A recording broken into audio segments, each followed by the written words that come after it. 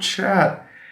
Oh, I hate that there's always like fascist lives, man. It's so bad. Did you go on TikTok Live? Yeah, immediately I like open up my phone and it's just a fascist live. Yay. Like how am I meant to what am I meant to do with that? Ooh. I was gonna make a dark joke. Going live. Can you see the live? I haven't opened Twitch yet. Give me 1 second. Talk about the news.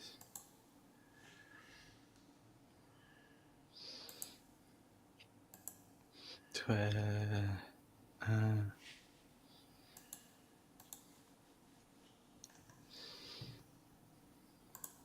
Is it roterotecast? Yeah. But like not on TikTok. Yeah. It's Roto Video. Let me make sure I'm getting the. But am I on TikTok right I'm now? checking now. Because I don't know. All right, what is going on? Oh no, Rotorot Media. Rotorotcast? Roto Media. Rotor. Rotorot Media.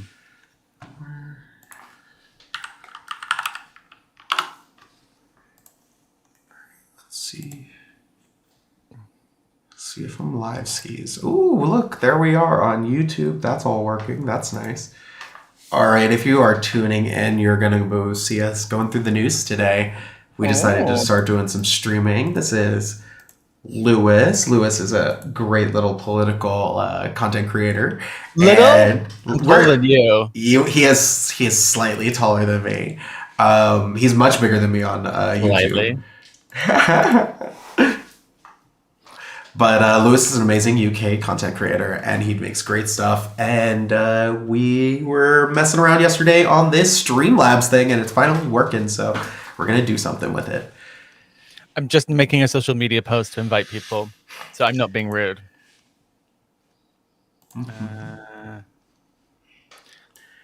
I haven't even checked the news yet, so everything is going to be a surprise for me today. I was building up a little RSS feed list today.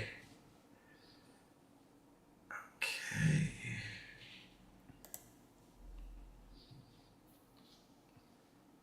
What is going on?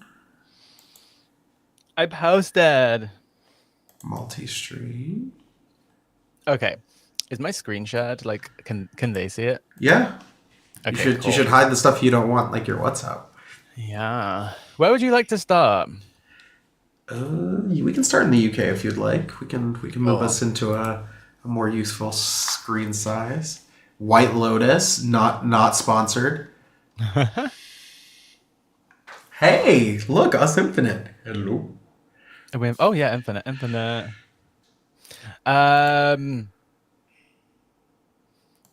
Have you clipped the screen so it looks good? Yeah, it's just you and the screen in the background. Okay, cool. So, what have we got today?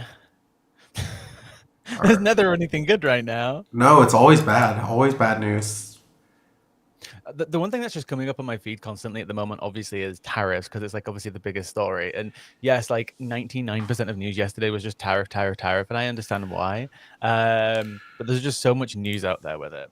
And everyone's obviously figured out that they used a really crappy calculation to work out these tariffs, and they've just straight up lied about them. But again, they don't care because they know they're just going to give this information to their base, and they don't care about the truth. So it's just it's for the base. They don't care how many times these things get fact checked. Yeah, it really isn't. They live in their own little world. Everyone feels great. Like you even saw this on TikTok and all the other platforms. Like Trumpers just like cheering on the tariffs, and they're just like, it'll directly affect you, dude. It's so ridiculous. But that's it. In every possible way. And then, that's the news from this morning as well. I'm sure it's here somewhere. China has obviously they're doing reciprocal tariffs at the same amount. But again, what's frustrating about all of this is that the stupidest thing is like you're never going to grow bananas in the US So why tariff bananas, right? Like if you're getting your bananas from somewhere like Costa Rica or anywhere else, you're never going to make bananas in America. My dad used to work for a company where they manufactured this like pressure pump thing. It cost millions of pounds, and they're the only company in the entire world who make this one specific product. They ship it to China, they ship it to America, they ship it all over the world. They are the only company.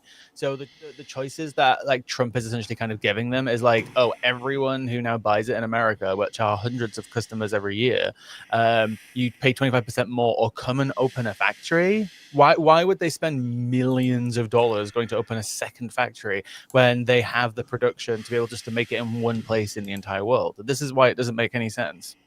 Yeah, it's really just like it's a fantasy. It's really that's it. He imagines like a world of a pre-modern USA that's able to do everything on its own, and that's just not the real world. Oh, It's well, yeah. if they want to go for a pre-modern USA, they're kind of heading towards the bit where, certain groups of people have rights and certain people don't. So they're getting there. It's a big problem, right? And oh, it's so bad. Yeah.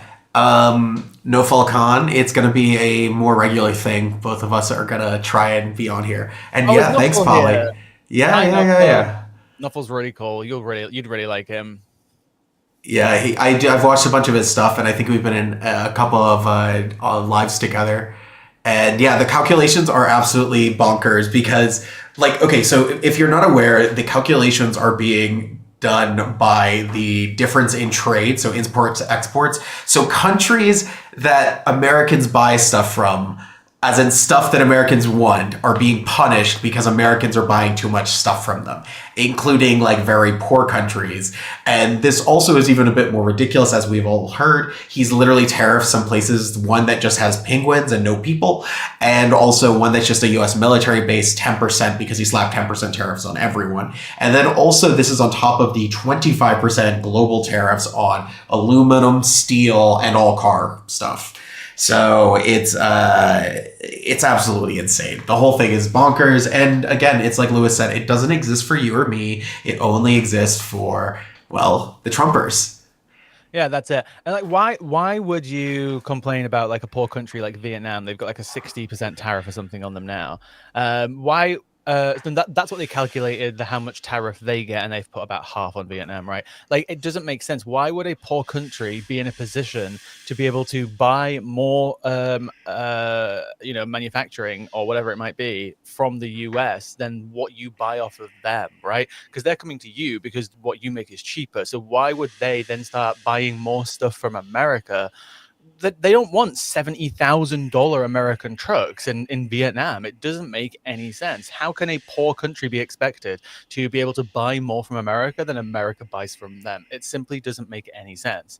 And again, there's so many products that America have never made and never will make because you just simply can't make them in mainland America. Everything from coffee beans to bananas and so many other types of food, right? It just simply doesn't make any sense. But again, they don't care. But I saw this morning that the US economy is likely going to shrink by like 2% than what's expected. Or be down 2% than what's expected. I'm really terrible with economic things. But economics is the one thing that can probably be the downfall of a lot of presidents, right? You can be a really good president, but as soon as the economy turns around, that's it. So Yeah, I mean, once people are going hungry, that leads to a collapse of regimes. That's just how it is. Or they have to get much, much more brutal. And yeah, it's really. I think you saw like in the immediate reaction in the markets from the moment he started speaking till now, where you're seeing literally trillions of dollars worth of wealth in the U.S. just evaporating into nothing. And it's really important to understand, like from the European side of things, Europe invests way more into the U.S. than the U.S. invests into Europe. So if all of that foreign capital starts getting yanked out very quickly, which is generally what happens when it looks like a country is about to like fall apart into a nosedive. And then also more importantly, you don't invest in places generally that you don't think you can trust the government or the laws to protect your investments if, the petty leader decides to do something on a whim. And that's what you're seeing. You're seeing the US become a highly untrustworthy place to put your money, to invest in. The currency itself seems to be like on the rocks, which is like, I think something that's way bigger than people realize, and talks about an issue called de-dollarization, which I made a video about a long time ago. But it's this idea of what would happen if the dollar, which is currently used as the world's reserve currency, so the currency people purchase so that they can buy other stuff, because this is just how things are. Like, the physical currency has to be, if you're buying something, for example, the example is if I want to buy from Japan soybeans from Brazil, I'm going to have Japanese yen and I'm going to need to have Brazilian real. But instead of that, I will use US dollars. I can buy those because they're a lot easier to get and they're available everywhere. I'm scratching my cat right now. I'm not doing anything strange. No problem, no problem. I figured you were just enjoying my story so much it made you topple over in anticipation for the ending. Anyway, so if I'm trying to buy these soybeans, I decide to buy American dollars so that I can then give it to the Japanese company because they also accept American dollars because this is the reserve currency everyone uses for trade. And then they can convert it into their local currency or, again, rebuy something else with it because it's useful having those American dollars because you can use them for trade. So there's this constant process of US dollars being used as a trade currency and also like a savings and loan currency, instead of all the other currencies being used and everyone having to have small amounts of every single currency in the world. It makes things significantly easier. And right now you have Donald Trump basically telling all the countries, yeah, we're not really sure, if we can guarantee anything on this or any part of it. And our financial system's kind of like what I feel about today. And this is making everyone panic quite a bit. And some countries even have their currency pegged to the dollar. And this means that whatever is happening in the US has a dramatic, direct, immediate effect, in addition to the more rippling effect that's happening around the world. It's really, you can't undersell it. I think it was on like CBS or something. This like economist was saying that the market could actually be underreacting right now. Like things could be so much worse than they currently are because like even the day before the tariffs were coming, the markets weren't doing terrible. Like they weren't necessarily. I think they were all just like 0.1 or 2% up the day before, and obviously they went down however many percentage points across the S&P, Nasdaq, yada yada yada. But they're predicting that they're possibly underreacting because of Trump's erratic behavior. If the markets knew this was definitely 100% going to be permanent all the way through, and he's not just going to like change his mind next week, the markets probably would be down further. So the amount that they've lost, they're probably going to keep losing way, way more because they could be underreacting. But again, like these type of economic things are not my area at all. No, it makes sense. I mean, how are people meant to plan day by day or what they should do with like their long and medium term investments if it's changing literally hour by hour? It doesn't make any sense, right? So we have another story from the UK, which is kind of related to the US.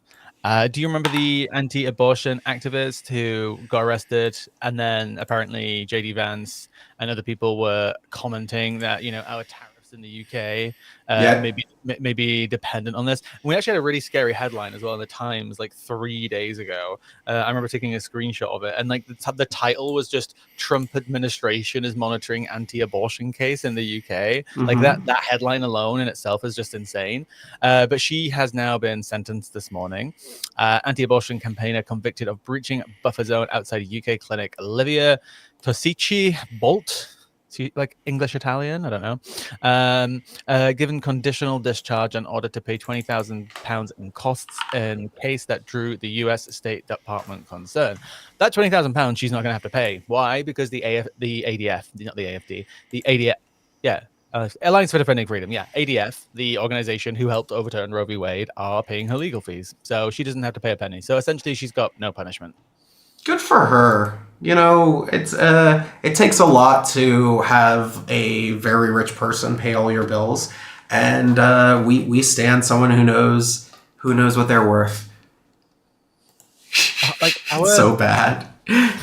Our system is sometimes just like weird though. It's like she was ordered to pay the costs of £20,000 towards what the judge said had been considerable resources expended by the local authority, and then 26%, a 26 pound towards a victim surcharge fee. My goodness. Victim surcharge fee just sounds like something from like a capitalist dystopia. I don't know why. It just sounds like such a weird expression. It is a very like what's it called? Um, Douglas Adams Hitchhiker's Guide type phrase. Where'd my cat go? Ooh, hold up the cat. Oh, no, he's gone somewhere. I have to sometimes keep keeping an eye on him. He's never done this, but he's 2 now, and we have like a pet gate, which is essentially like a much longer toddler kind of gate that you have in your house. But I put it at my front door because he's an indoor cat. We have a massive apartment, so he's got lots of space. But we live right next to the train tracks, which you might hear in the background maybe at some point. But we put the toddler gate on the actual door frame when it's open, so he can just sit and chill in the sun and feel the breeze. But sometimes I just have to quickly like go and check on him because I just think, what if he decides just to jump? Because he could jump over it if he wanted to. He just doesn't know that he could jump over it. That's the problem. I'm like 6 foot, and the gate comes up to like here, so he could definitely jump over if he really wanted to. So I just sent you an article. If you can pull it up On WhatsApp, sure. on Discord in Discordio. No, you said on WhatsApp. Did I? Yeah, Trump fires NSC officials a day after the far activist raises concerns to him about staff loyalty. Is that the one? Mm-hmm. Fun. I know the name Laura Loomer. I'm not too deeply familiar with her. I don't know like anything extensive about her. I just know she's a far right crazy conspiracist theories like 9/11, loads of other things like that. Okay, So I know you will know loads about her. Yeah. So the Laura Loomer lore LLL is vast, and it's been going on a long time. But the short version is she's like all the kind of truthers you can imagine. She's like a 9/11 truther, which made it exceptionally funny that Trump brought her to the 9/11 memorial. And yeah, she's really out there. But she's been around for a long time. And more importantly, she's been hanging out closely with Trump and got the some people from the National Security Council fired yesterday. And this is a funny thing because when she started to be seen around Trump a lot, there was kind of like, rumor gossip about, oh, is Trump and her like an item, blah, blah, blah. Oh, and then I remember this. Like, yeah, this yeah. during the campaign, right at one point, like before he was elected, there was a whole thing about they're spending so much time together. Yeah. So that was like a whole thing. And then they were like, oh, no. Like, Loomer is, not close to Trump, blah, blah, blah, blah, kind of distanced her. She got out of like the limelight. And now she's back here getting National Security Council officials fired because she's complaining about them. And she even went in on it with Elon Musk after he was doing the visa stuff about the H-1B visas, because Loomer was like, no, we need the more mass deportations, because she's on that side of the argument. Yeah, in the meantime, we've got like gay makeup artists and people with Real Madrid tattoos and a random father from Maryland getting deported. Yeah, let's just start deporting more people. Yeah, it's not good. Yeah, I just remembered why. I remember when the story was coming about with Laura Loomer. It was during his hush money case. That was when there was a lot of rumors about her because she was spending all her time at the courthouse, and it was like, "Where's Melania?" Yeah. She doesn't go to any of his trials, but Laura Loomer does. Yeah, it seems quite peculiar if I do say so myself. All right, what else is going on? Let's see what's happening. Let's have a look. Trump puts end to tax exemption for low-value Chinese imports. Well, that's going to make every drop shipper's heart explode. Yeah, I already saw this. Like, oh, buddy, that is bad. I just saw something else though about Gavin Newsom as well. Just very quickly, it literally popped up a few minutes ago, which was pull up an article. Oh, it's on my phone. Damn it. Okay, let me go on my website that shall not be named because I still get notifications from it. Oh no, someone's using the bad place. Notifications. Where did it go? It was 22:55. Oh, I must be almost there. Oh yeah, the impeached president. That's Korea. No, okay. California Governor Gavin Newsom will ask countries to exempt California from retaliatory tariffs against the U.S. Don't think that's really going to work. Oh no, someone said the Plymouth Pride was canceled because there's no funds. That's so sad. Well, I'm sorry. Okay, controversial take. Oh no, what are you about to say? So, the LGBTQ people in the community that I belong to, by the way, gonna pull out the gay card. This is what happens when we ally ourselves with massive corporations who don't actually care about us. There are many organizations out there who have a long tradition of decades of supporting really good causes, but when you've got, Coca-Cola or Greg's sponsoring floats at Pride, and then suddenly the money starts to dry up when there's all this culture war backlash, you really see which companies actually care about this community and which ones don't. And unfortunately, many organizations, not just in the UK, this is issues all around different parts of the world, that all these corporations essentially hijacked lots of pride movements and LGBTQ and all this type of stuff, flooded the money with it so they could do a float, so they could do photo ops and actually care. But as we've seen from America as well, as everybody's, as Trump's going after DEI, there's loads of organizations who've now immediately stopped DEI just because Trump's getting all angsty about it. And it just shows you who the actual people are who actually care. And you can separate out the people who do actually care and will stand on principles versus the ones who won't. So I don't agree that all these companies for the last few years, and this is a big topic in the gay community as well, sorry, LGBTQ community as well, about the corporate hijacking of LGBTQ pride and all these types of things, that they relied way too much on this corporate money, so much because it just came, as opposed to, grassroots funding, community organizing, all these types of things, and working with the community. They just relied on Greg's giving them a sausage roll float at Pride. I don't know if that's real, by the way. I'm just making that up. But that's it, it's true. I would actually die if that is a real thing. But yeah, so I'm sad if it's cancelled, but it needs to be a grassroots LGBTQ movement that creates these events, not just relying on unreliable corporations. And that's not that you can't work with corporations, right? There are many corporations and businesses out there that have stood on business for decades. Work with those ones. Don't work with the ones who are suddenly just trying to get a photo op.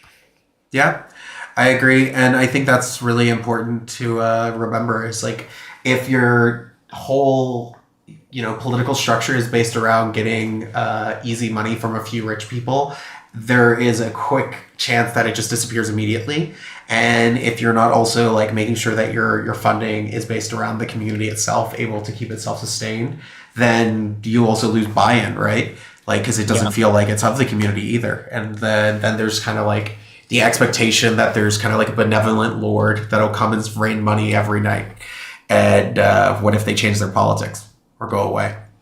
Yeah, absolutely. And there's big fights going on right now with a lot of French companies who are American owned, who are trying to fight back against the fact that the Trump administration are pushing on foreign companies which are owned by American companies in other countries on their DEI policy. And if they're fighting back, then good, because there's no reason why the president of the United States should be telling anybody what they should be doing in France. It's actually quite insane, and it's almost like this there must be a word for it, because it's not a person who's ideological who might literally want to go invade another country, let's say Hitler, because he has a certain ideology and he has certain goals, right? It's almost like something quite different, right? It's almost like they're using their it's almost like a form of economic fascism in a way. I don't know if there's a term for this in political science, where they're using their economic coercion to get corporations in other countries to meet their ideology. I'm sure there's a word for it out there, but I don't know.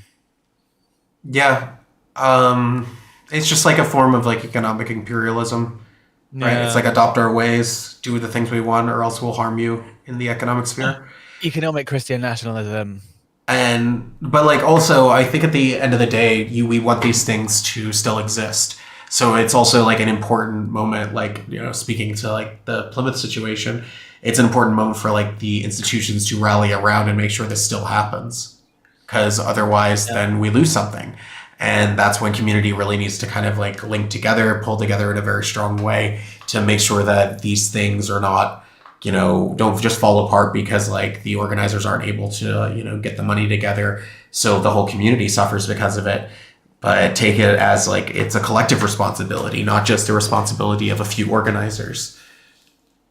Yeah, and this is why as well it's going to be important, especially during these like trade wars and whatever else, what other levers that Trump is going to be pushing. That this is the time to really support like your country, your community, to bring in a new type of patriotism or patriotism for you Americans, um, and talk about buying British again and making sure that we reveal to people in many ways, because I'm going to be doing some lovely boycott videos later.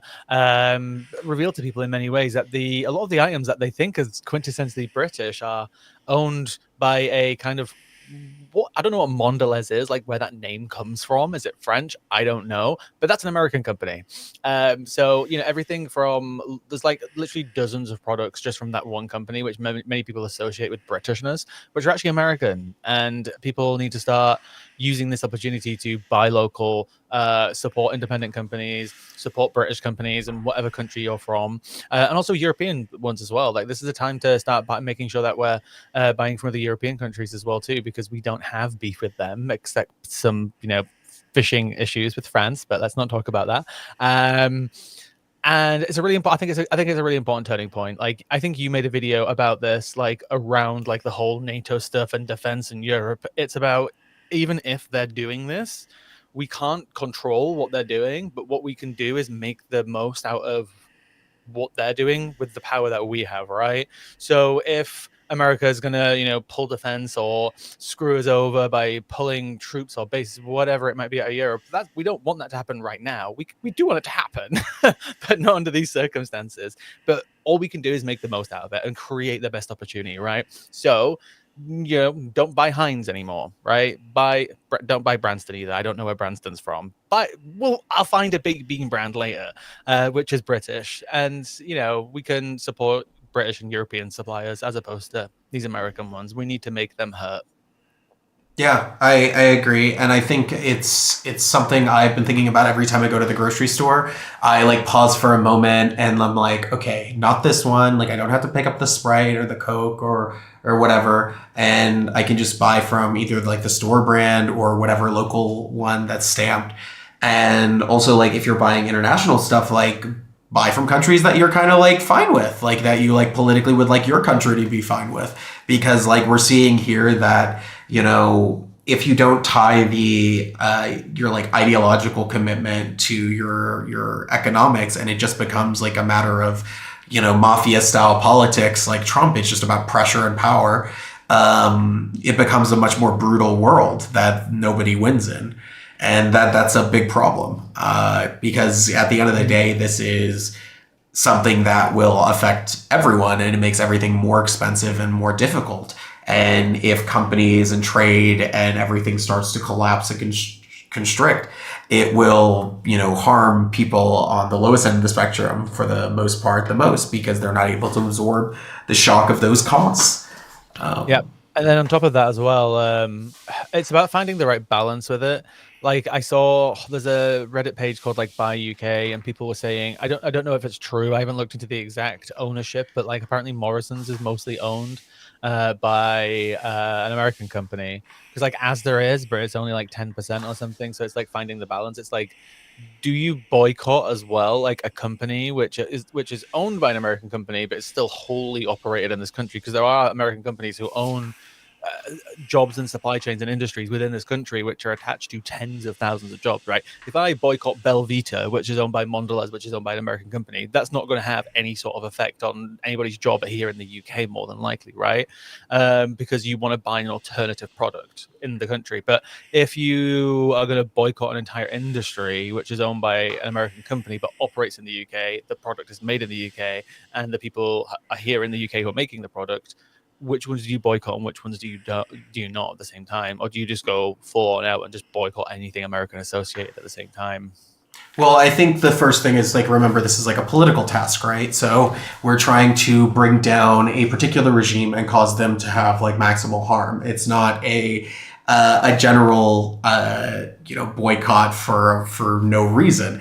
It's we need to do a particular thing, and this is how I think about it. So you are trying to hit people who are allied to Trump, companies that are working with him. Like, for example, the other day I made a video about how the main owner and co-founder of Airbnb is a major Trump supporter. Not only that, he is literally on the Doge committees that's running with Elon Musk and everyone. So he's literally one of the people hacking and slashing at the center of this. Another billionaire tech bro who decided he saw the light of Donald Trump and is all in on the project. And then we can think more broadly. It's like these giant iconic brands that are everywhere, like Coca-Cola, all these big things. And then, you know, smaller levels, it's like the day-to-day things you're doing, like your, you know, Do we boycott TikTok if Bezos buys it? It depends on what happens. Like, do they carve off the American part, or are we, you know, that's, I think, a little bit more complicated. And also, more importantly, like, until there's an alternative that we could go to that would allow us to continue working, then we're kind of trapped. Like, some stuff is going to be very difficult or near impossible for most people to get off of, like Windows computer or Mac, or a lot of these, like, you know, fundamental parts of our daily infrastructure and our digital lives. So this is like very difficult. Most practical, I think, in a sense, right? If, you know, if you're a family and your children's favorite TV show, your 6-year-old's favorite TV show that they're obsessed with and they can't go a day without is on Netflix, I'm not going to be like pressuring people to cancel their Netflix subscription in those cases, right? But I think for me, a lot of it could just essentially be focused on like very physical products in lots of ways. There are definitely digital things and other things that we can talk about, but I think in terms of those very easily immeasurable things, food, cars, electronics, these types of things are probably the most easy ones to do because there's such easy alternatives for them, right? If your child's favorite TV show is on Netflix, you can't always find it somewhere else on another streaming service. But if you want to boycott Belvita because it's owned by Mondelez, which is owned by an American company, there's the store brand version. There are other brands you can buy. I wouldn't even say Nature Valley because chances are it's owned by Nestle or someone else. But I think, like, this is the important thing to understand. Like, just like with BDS, there's more to a boycott than just like the stopping of the buying of certain things. It's also needing to put pressure onto governments to also divest themselves from these things. So this is everything from foreign investment to using these products on corporate level purchases, like really, really huge ones. And both on like things that are small, like, for example, big government institutions might have like major contracts to like buy a bunch of like a ton of paper or whatever. It could be something mundane, or to, you know, weapons contract systems. And then at the same time, you also want the governments to, and the, you know, in the context of the European Union, for the European Union to be funding alternatives to be developed. So, for example, an EU-based Windows style, an OS system rather. And this would be very, very important because a lot of these digital tools, for example, are actual like information weapons that can be used against our democracies. You know, it's very, very problematic that so many people in Europe and around the world use WhatsApp, especially knowing how immoral the Meta company is and what they've already unleashed across the world. So we have to think really hard about like making sure governments are investing actual money in the creation of direct alternatives for systems that we're currently dependent upon. And this is a broad spectrum thing and has to happen very quickly. Yeah, as well. I was just trying to find the quick data on something as well, which is also very easy and very simple, and I wouldn't recommend it anyway because the US is descending into fascism. Is just don't go to America. As well. I think it's a really, really big one. Like, because that's going to affect everything. Obviously, there are certain states which will suffer more, everything from like New York to Florida. And obviously, there's a spread of other people who do go to other states, but usually most British people will tend to find themselves in either of those two states just because they're on the East Coast. And obviously, you've got New York, which is the big iconic place, and then you've got Florida, which is obviously, you know, Disneyland, Universal, etc. Just don't go to America. I saw a TikTok stream the other day, I think it was like 2 days ago. I think I messaged you about it, where this like British woman, her husband was retiring from the military, and she was like, "Oh, we're moving to Florida," and she was trying to like build her like TikTok account up by like, "Oh, follow us so you can see my journey in my life moving to America, and we're moving to Florida in like 6 weeks." And I just said to her, like, "Girl, have you seen the news?" I think she said, "Oh yeah, like it's a bit crazy right now, isn't it?" And I'm like, read the news. Like, read the news. Are you crazy? Like, the Overton window has moved so much that, like, Trump is bringing, like, because obviously relevant to Florida, Trump is bringing Andrew Tate over to the US, and you've got literally Ron DeSantis on the right side of history when it comes to trying to punish and go after Andrew Tate, right? Like, what world are we living in when Ron DeSantis was the big bad guy for many people just a few years ago, and now like he's on the right side of like yeah, Andrew Tate's not a good guy. It's so bad, isn't it? It's absolutely terrible. But yeah, then I saw another study a few weeks ago which said that the average Brit in the UK spends, I think it was somewhere in the region of £2,000 to £2,500 on American companies every year. That's just American. And like, just think about how much stronger our economy and currency could be if that was, even halved right now.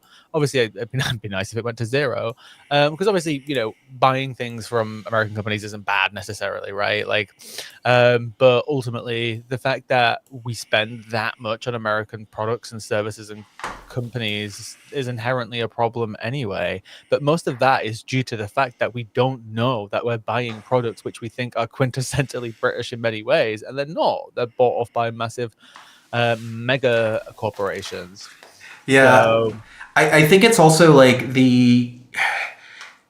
it's also important to understand that it's not just like the idea that trade is bad either, because yeah, that shouldn't be the takeaway. It should be that, when there's a situation where you're in a partnership in trade, it's very, very complicated. Like everything you own, unless it's like a simple product, has a huge amount of components that go into it, and sometimes even simple projects have a lot of going into them. And this requires huge networks of trade, lots of companies, lots of things. Every step along this way creates additional jobs, creates additional opportunities for people to make a living.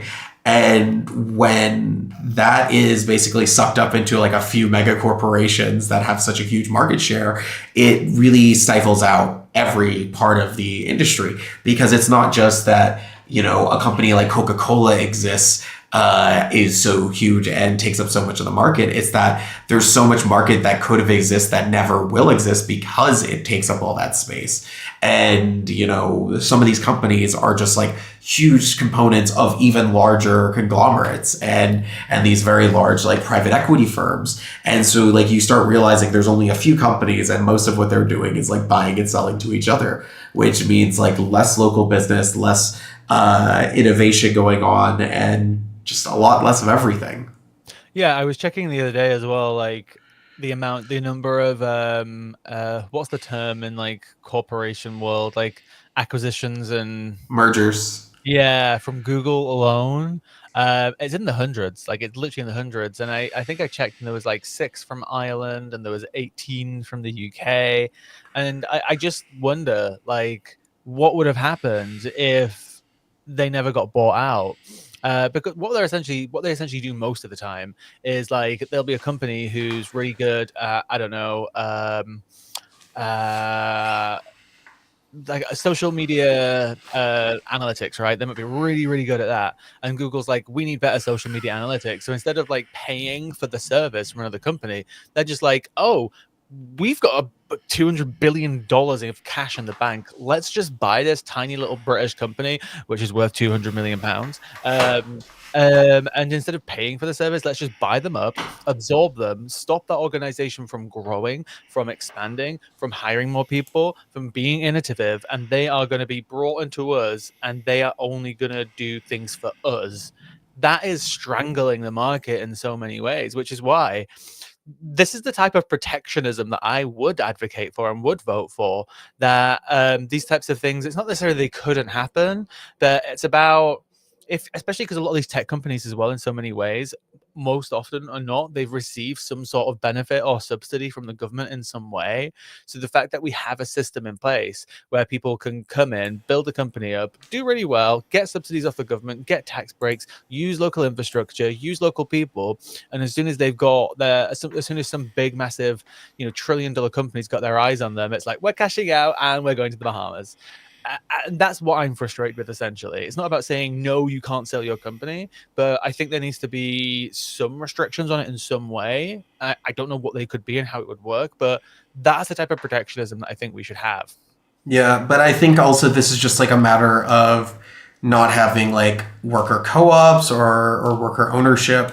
You create a situation where like you can just sell off the company to someone who's not there. And that's like a big deal. If you have like 20%, half the whole thing owned by workers, then it's not going to be sold off to a corporation across the world or someplace that they'll just get a better deal. Because also we've seen even like inside of one country that different regions will start like waging like subsidy battles to try to win over private corporations. And so this also creates like a deleterious effect even on a totally domestic level. I am currently getting up a clip, which I think it's just I don't know why, but it's just I saw it this morning, and it's just now immediately one of my just favorite clips ever because it's so beautiful and just so simple at the same time. It's a 10-second clip. Let me show you this. Can you see my screen? Yeah, yeah, yeah. I can't hear your screen though. Uh, I don't know why.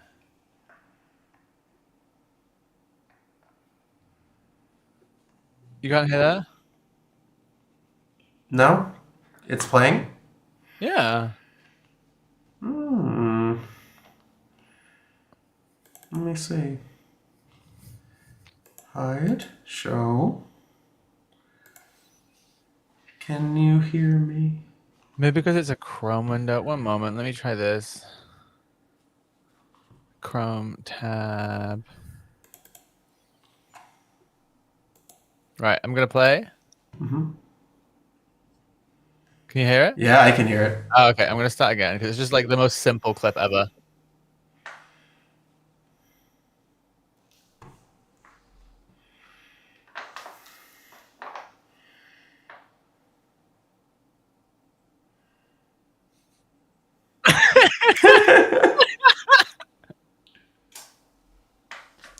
I love that so much Fantastic.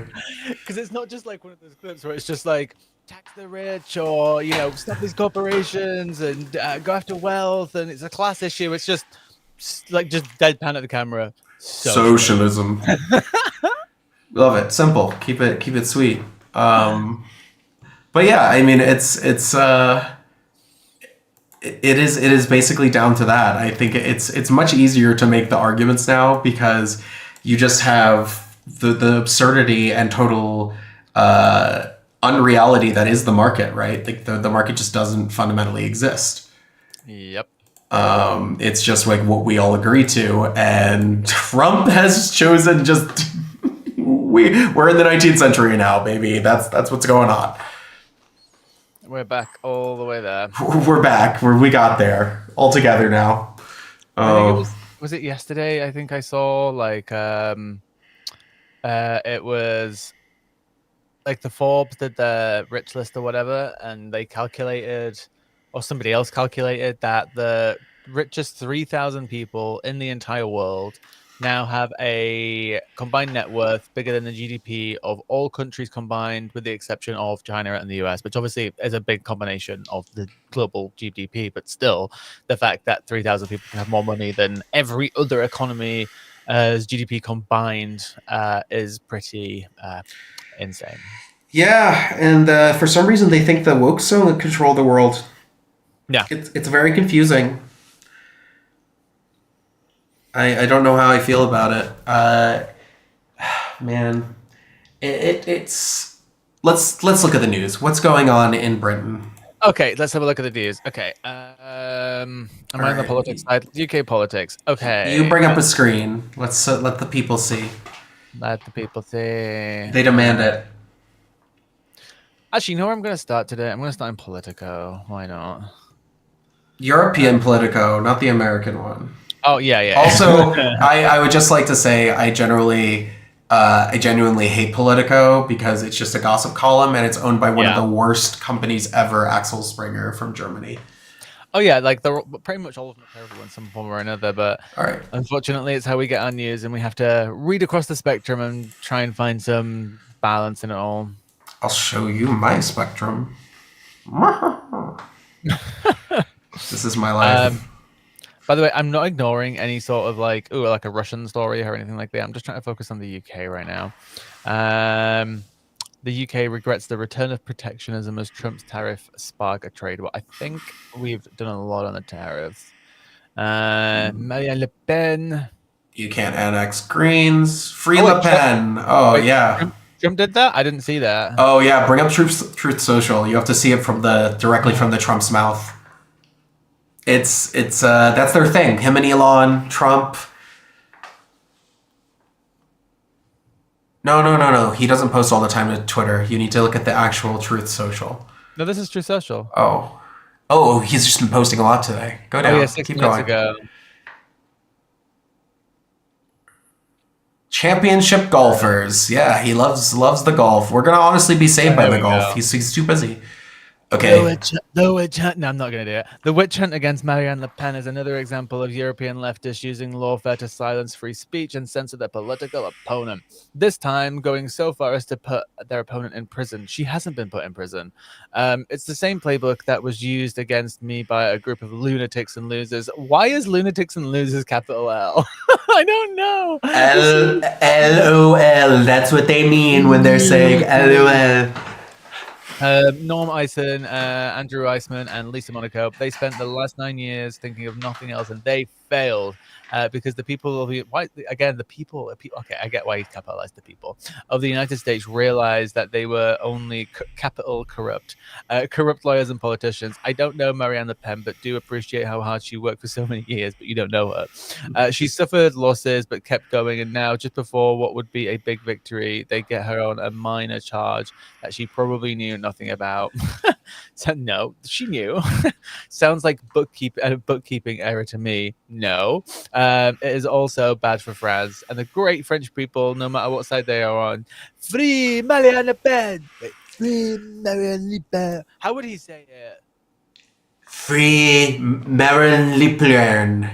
Mm. Marine Lepin.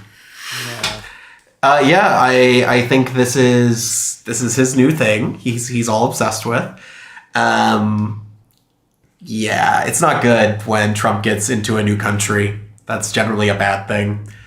And he's also using it to just continue justifying his attacks on the judiciary and the courts. And this is very dangerous because that is how authoritarians consolidate power. And everyone everywhere is doing this right now, including in Hungary, in El Salvador.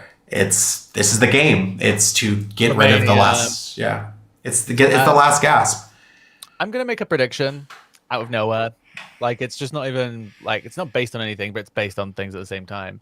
I bet at some point with the negotiations with Russia that suddenly out of somewhere at some point Trump is going to start attacking the ICC again to try and get his ICC arrest warrant put away somewhere. I predict that's going to be part of it at some point soon because that would be a massive victory for Putin, being able to say a big FU to the entire international establishment of law. Even though we shit on it all the time, it would still be a huge victory for him. I think we saw the start of that yesterday with Orban leaving the ICC. Like they're gonna all get all of the leaders who are in his like wing of the world to leave, and then this will be like it's still delegitimized.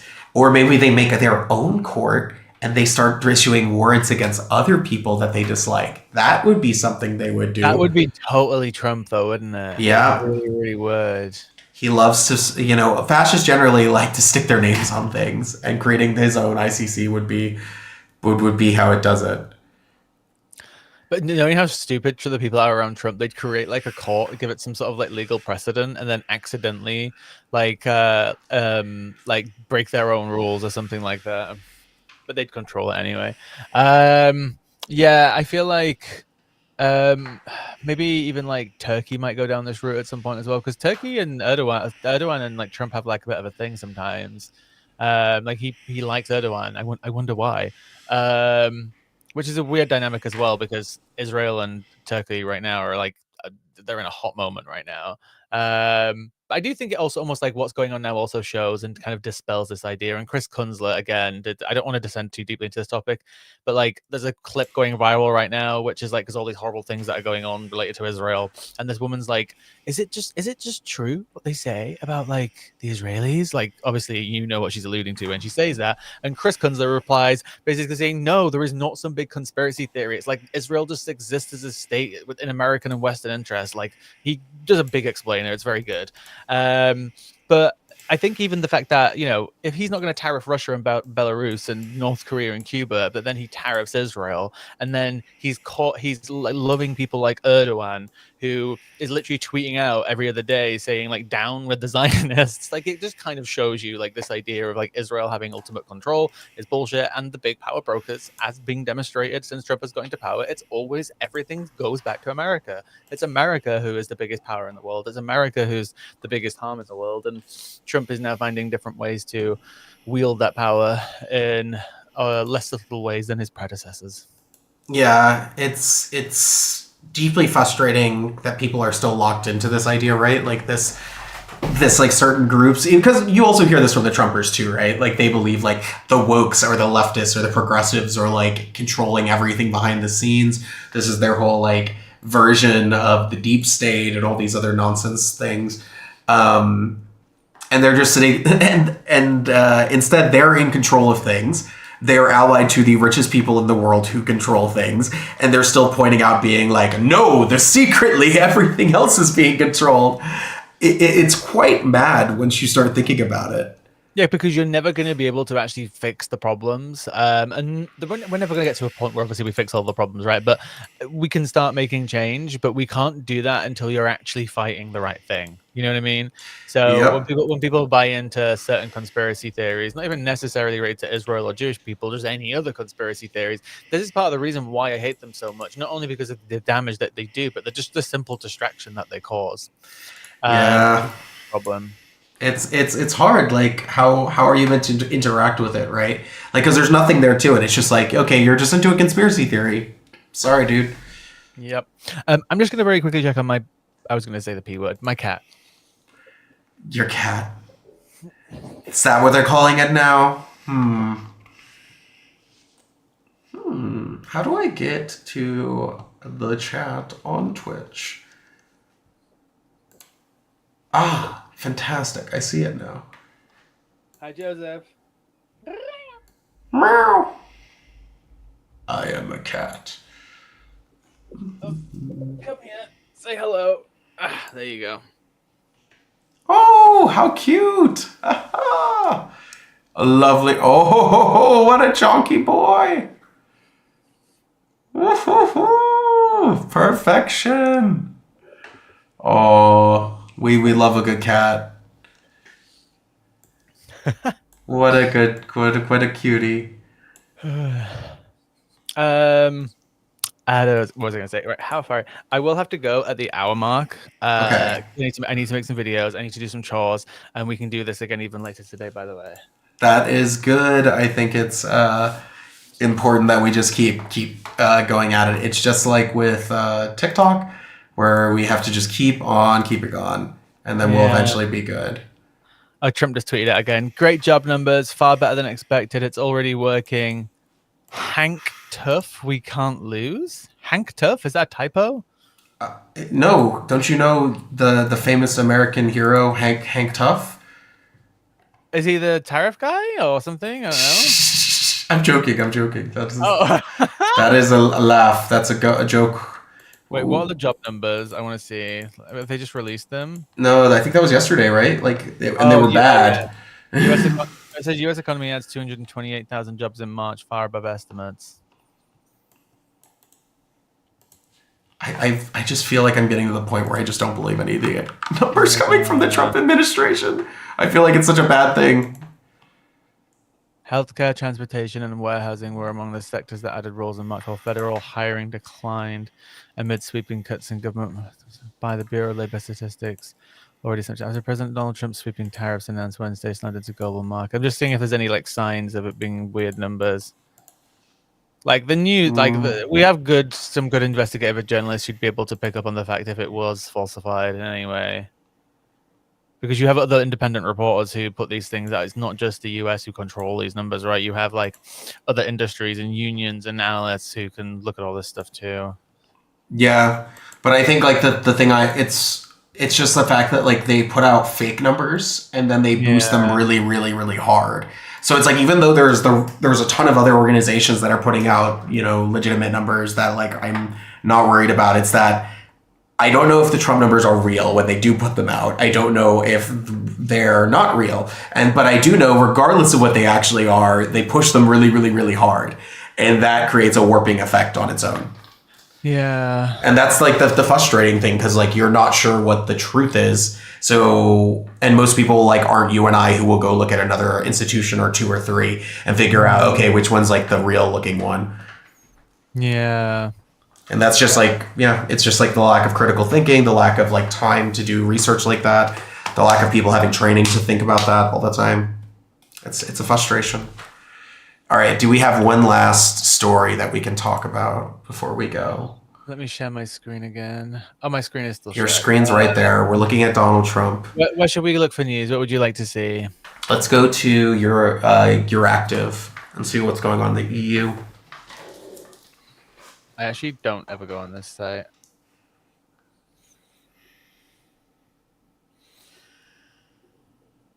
Give me the cookies. More cookies. Um. Okay, here we go. The end of Americans. Like, we can do a news story. Let's try and avoid tariffs if we can. Oh, Macron calls on French companies to suspend investments in the United States. That's big. Yeah, I Go, saw that. Yeah, that was yesterday, though, right? I think 4th of April. go Oh, down. maybe this morning. It was posted at 6:40.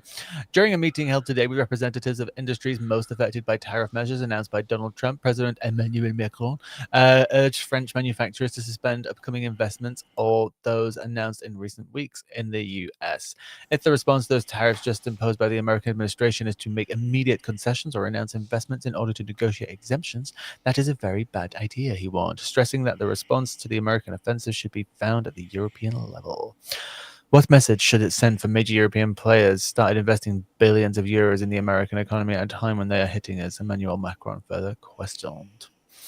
So apparently, representatives from aerospace, chemical, healthcare, spiritual industries, spirits industries, as well as members of certain employers' organizations. Wow. But the thing is, as well, a lot of effects might not be seen for a while and immediately, right? Because people invest in projects from years behind. Like money can be put down for a project 3 years ago, and they're just going to obviously push through and continue a project. So a lot of investment that would have helped the US economy in a year's time might not happen now, but any projects that were already halfway through the pipeline and being, whether it was like a physical thing being built or a tech thing or an app thing or anything like these, they're probably all still going to go through. But hopefully, I say this not in a good way, but in a bad way at the same time, because it's going to be bad for consumers. But hopefully, we will see some sort of sudden shocks so people can feel it and understand what Trump is doing. Yeah, I think you're right, but I think this also just leads into your original argument that we're seeing a delay because people are not going to want to yank out of ongoing projects and investments right now. But if the government starts saying that, or more importantly, the government puts up money to allow companies to pull out and not be financially ruined by these things, then we could see some really much more rapid detachment. And that's something I would be like advocating governments to do because it's better to go out on your own terms with like support than to be pushed out. And Trump wants people bringing companies to the US. So this is removing jobs out of these countries. Like he wants a zero sum deal. So if governments want to be very clever and proactive about maintaining these businesses, they need to be proactive about making sure they feel comfortable to stay or pull out of the US investment or to, some sort of capital controls. I saw something yesterday as well where it's going to again like mislead consumers in certain ways. Where I think it was Ford, like there's something up in their supply chain where they are trying to like clear out a lot of their stock that they have because it's like they have too much stock and they're spending too much on storage or something like that. Mm-hmm. So to get rid of the mass amounts of cars in storage, they're actually doing like massive discounts on brand new cars. So obviously what could happen is like, consumers could go to, Ford dealership and see that the car that they were looking at is now, four or $5,000 cheaper and be like, oh my God, it's working. Wow, Trump's great. And it's like, no, like it's not because of the reasons that you might think. It's because actually he's messing up supply chains, and now Ford has to clear out some of their stock and storage for release reasons which are like weird, long, and complicated, but is actually quite a bad thing ultimately in the end. So it's going to be up and down in so many different ways in so many different markets. But ultimately, the one that should actually get hit the quickest, in theory, is food. Because food, there are certain products that we sell which have very short storage supply chain times, right? So they get brought in fast and they get moved fast and they get sold fast. So that's going to be the quickest and fastest shock. There's just lots of other things out there where you might not see the shock for a time. But hopefully, the one that people care about the most is the things that they do every day, which is eat food, 3, 4 times a day. Yeah, and that, like you said before, like the most important things is changing your consumer habits. Don't You gotta break those habits of buying those American products, because you're gonna start getting hit really quickly by these tariffs, because companies are gonna pass on those costs right to you. And more importantly, think about canceling any vacations or corporate events or whatever you have going on in the US, because it is not only dangerous to your individual person, it will be literally just throwing money at a regime that's actually making everyone's lives significantly worse on a material level. And this isn't good. They want to reduce our ability to have jobs. They want to make everything cost more. They want us to adopt their ideological way of seeing the world, as we've seen by their letters to end DEI to all these countries. Mm-hmm. Like, this is them trying to force MAGA on all of us. And this is something that we cannot abide. That is not the world that every country wants. It's not even the world that, just over 50% of Americans wanted. That's the crazy thing. And we cannot allow it. We have breaking news about a right-wing grifter. Oh no, who is it? I'll let you guess first. They're British. Oh, Eccentric. T. Formerly married to a massive girl pop star. Oh, Lawrence Fox. No, Russell Brand. He's just Russell. been charged with what words can I say on Twitch? Probably none, because we live in a society. Okay. Grape. And essay. I'll do TikTok language. Yep. That sounds like Russell. Isn't it wild how someone who decided to become a fundamentalist religious person in the last couple of years has had a flurry of problems, all resulting from those kind of claims? I despise. I'm not going to read out some of the terminology in this article. There's almost no information because it's just happened, but you know what's going to happen though. Like, I wouldn't be surprised if there's a Trump tweet within a fucking week. Yeah, he's going to talk about being canceled, and then they're going to put hands on him in the White House. Because that's like the pilgrimage for everyone who is accused of being a pest, is to do a pilgrimage to Mar-a-Lago or to the White House now. Yeah. Look at McGregor the other day. Yeah, McGregor, Andrew Tate. Yeah. It's yeah. It's honestly like so frustrating, because one of the main parts of fascism is this like cult of masculinity and this machismo, and you just see it again and again, that people are rallying around some of like the worst examples of just like people generally, but this like hyper toxic masculinity that is just about abusing women and abusing other people for their own personal benefit. Yeah, all ultimately comes down to some sort of power dynamic or another. Like, it always comes down to some form of power in some way. And we're descending down a very dark path, because there will be we used to live in a time where a majority of people would take that as fact. They take it as belief. They take it as, yeah, he's probably done it. And now the first response for a lot of people who like Russell Brand is like, oh, he's probably being set up. Yep. This is the two-tier policing system.